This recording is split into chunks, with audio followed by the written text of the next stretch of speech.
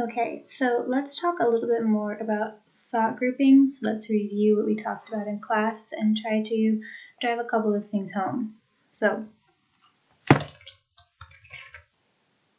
when we speak, we use thought groupings wherein we group words together based on rhythm and based on logic. And thought groupings help a listener to organize the meaning of a sentence. All right? In the same way that inflection and intonation and emphasis all help a listener to gain understanding of a sentence, thought groupings do that as well. So thought groupings can be organized in a variety of different ways, but very often they are grammatical structures or phrases. So, for example, prepositional phrases or clauses. So you have a short clause and then you have another short dependent clause tacked on the end. Sometimes if you are reading a sentence, like reading a piece of dialogue, and you see a comma in a certain spot, that might indicate a thought grouping is completed in that area. But you don't have to have punctuation to indicate a thought grouping. So I'm going to speak to you. I'm going to say a few sentences, and I want you to listen for the thought groupings like we did in class. My biggest problem is not believing in myself. My biggest problem is not believing in myself. In that case, you hear two thought groupings. My biggest problem is not believing in myself. Let's do a sentence with a few more thought groupings. So, I hate going to parties by myself. I hate going to parties by myself. That one had three thought groupings. I hate going to parties by myself. But in a sentence like that, maybe you only heard two thought groupings. I hate going to parties by myself. I hate going to parties by myself. There's a subtle difference there, right? Right. Okay, let's do another. And I am terrified when I have to speak in class. I am terrified when I have to speak in class. Two thought groupings. And I am terrified when I have to speak in class. Now, what if we wanted to put three thought groupings in that sentence? Well, now listen. And I am terrified when I have to speak in class.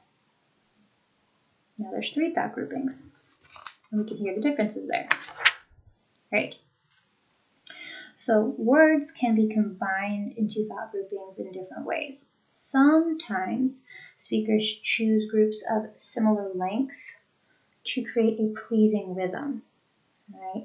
To make it sound a bit more melodic, a bit more musical.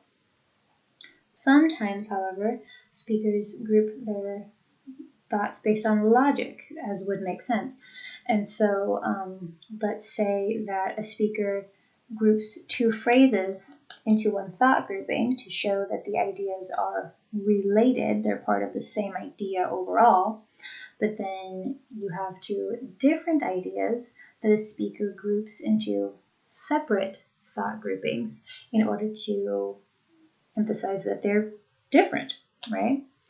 So really another important thing of note is that sometimes we group words based on what's important and based on what we would like to emphasize. And today in class we talked about emphasis. So let's listen to a sentence that's grouped in two different ways, and let's figure out why they are grouped the way that they are grouped. So,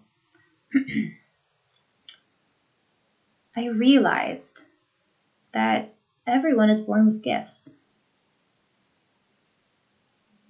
I realize that everyone is born with gifts. Now, when I'm speaking to you now, I am making my thought groups very obvious. You can hear them. I realized that everyone is born with gifts. 2 thought groupings.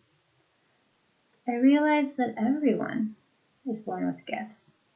2 groupings, but those groupings are different. Why? Well, in the first sentence, I realized that everyone is born with gifts. The emphasis is on the realization, the fact that the speaker realized something. What the speaker realized is less important to the sentence than the fact that a realization happened. Wow, I had this realization. I realized that everyone is born with gifts. I realized, okay? And the second sentence, the second thought grouping usage there, whenever it sounds like, I realize that everyone is born with gifts. I realize that everyone is born with gifts. The emphasis is on what the speaker realized, as opposed to the fact that the speaker realized something, right? So the realization itself, the thing that was realized, is the most important element of that sentence.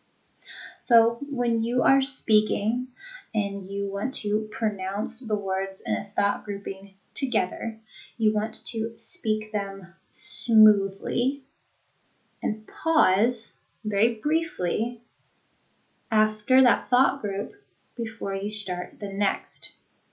So the examples that were given to us are, my biggest problem is lack of confidence. My biggest problem is lack of confidence. The second example, one of the misconceptions is that blind people only see black. One of the misconceptions is that blind people only see black. You can hear how it's fluid and smooth. Then there's that brief pause, and then it's fluid and smooth again into that second thought grouping. Each of the sentences contained 2 thought groupings. So let's listen some more. I'm going to subtly emphasize some thought groupings to you, and I want you to try hearing them from me. She decided to stop painting and turn to sculpture. The artist decided to stop painting and turn to sculpture. 2 thought groupings. The artist decided to stop painting and turn to sculpture. 2 thought groupings. They realize that art can involve all your senses.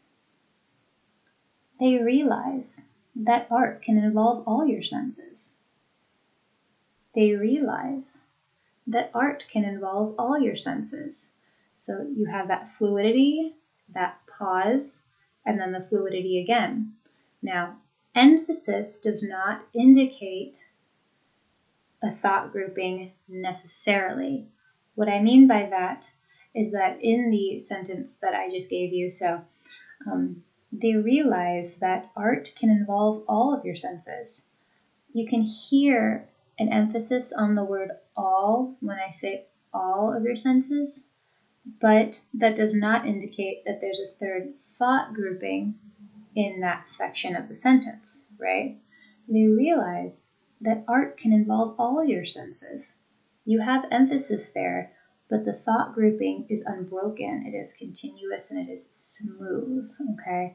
So sometimes thought groupings can be difficult to ascertain. They can be difficult to hear, and a lot of that is going to come down to practice, right?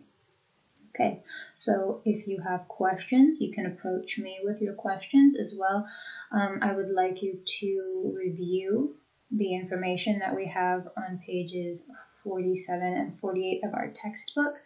And that's really all I have for you. So, thought groupings.